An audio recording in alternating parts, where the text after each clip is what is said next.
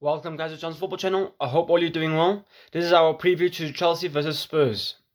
Before getting into the preview, let's take a look at some news that has been coming through with Chelsea and the transfer ban and the 74 breach of charges. So obviously we know that Bluco were under investigation since 2022 with the arrival of the owners, Bluco.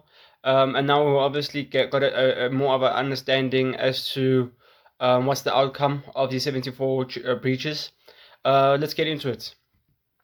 So UEFA opposed a fine of 10 million euros after conducting their own investigation, and FA verdict was now finally been reached.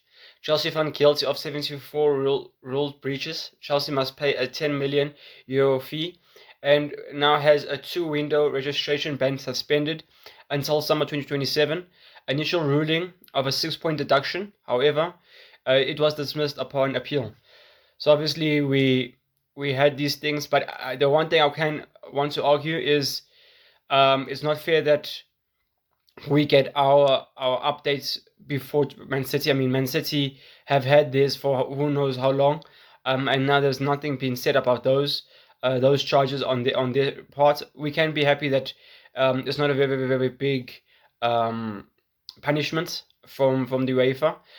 Now we can only hope that Man City they get what they deserve as well, and we get to see what happens with them. But we all know that, like Chelsea, I mean, you could say we're lucky as well because we know that the UEFA and the Premier League are not gonna punish us to where it actually hurts the integrity of the TV rights and people actually paying attention to Man City and Chelsea. I mean, we all are very big clubs, so it's not like we're gonna be very much punished for what we have done.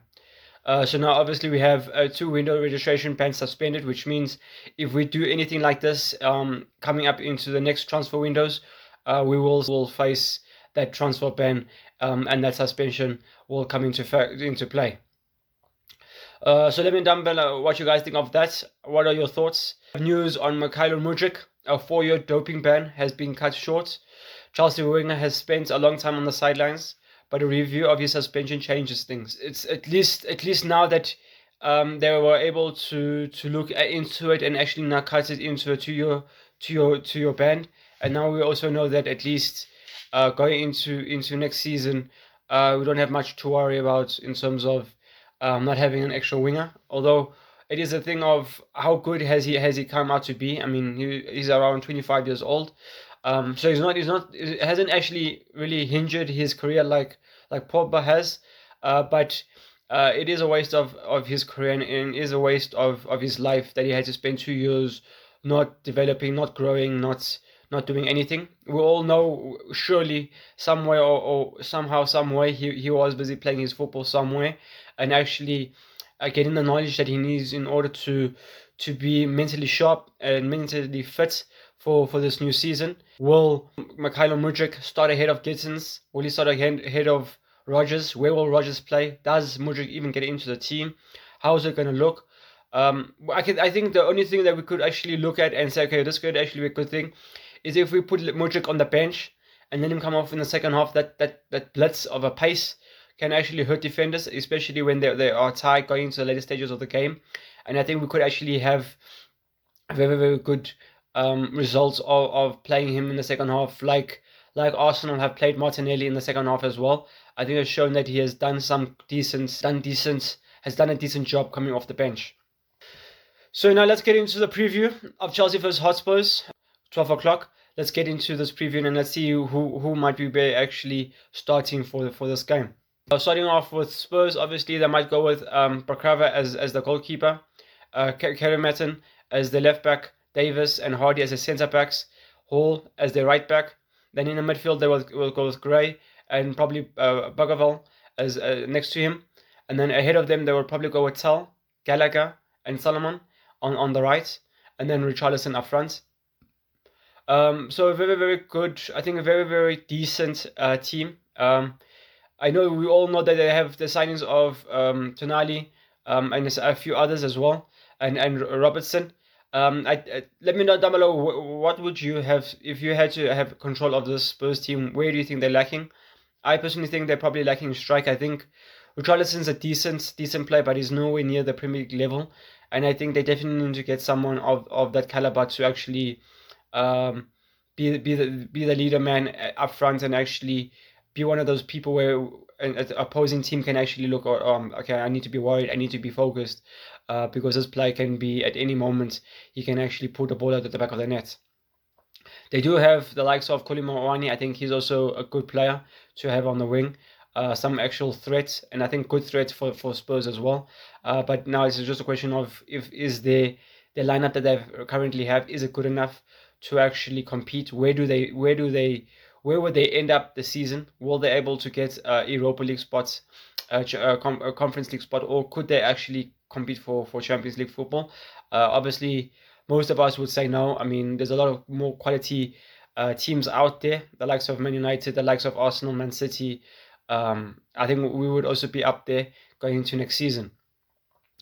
So now let me know down below what you guys think. What are your thoughts on the Spurs team?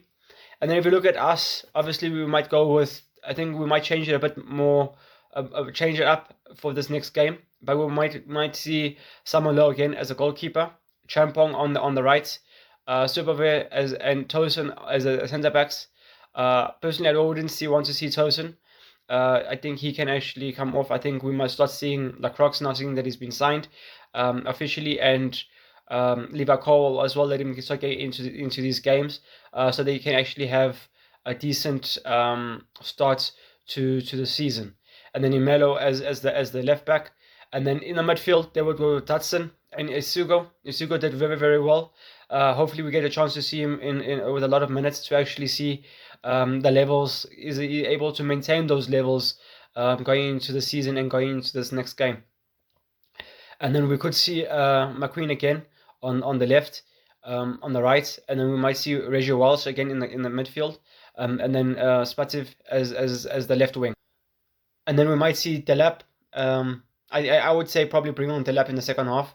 Gives him more of a chance to actually run at defenders and actually give them an opportunity to do not be physically and mentally ready for him. It would bring the levels down more to a normal level for him to actually compete. Yeah, we all don't really rate Delap. I don't know why it hasn't really worked out. I don't know if it's the pressure of Chelsea, but we all know what he was like at Ipswich. And we don't see that anywhere that near that level of what he was doing at Ipswich. It is a thing of, is it luck? Was it just a good season for him? Surely he should be able to find a way to bring that form back. I think there's also a thing. How does one do it? What does he need to do in order to get that form back into stride to actually have a good season? If you look at obviously the last 5 wins between Spurs and Chelsea, the last 5. So in the last 5 games against Chelsea and against Spurs, we have won all 5. So very good to see. Now it's just a thing. Can we keep that going? Obviously, like we've mentioned, it is a friendly, but it's always good to end a friendly with a win.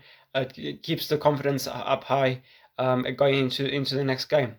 The wins over from Chelsea and Spurs, out of a couple of games, we have won 24 wins, 11 draws, and six wins for Spurs.